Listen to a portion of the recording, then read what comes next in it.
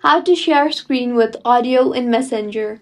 Hello everyone, I am Vishakha and welcome to our channel Create, Login and Delete. Let's get right into the tutorial and open the Messenger application first. Open the chat with the person you want to share screen with. Click on the video call option next. Once connected with the person, click on the three dots on the top right of your screen. Click on Call Settings and then on Audio Output. Select which system audio you want to share and go back to the call. On the bottom center of the screen, you will see the Share Media button. Click on that.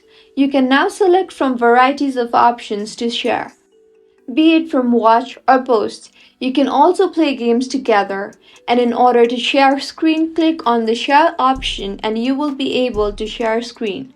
If you find this tutorial helpful, do subscribe to our channel. Thank you for staying with us until the end.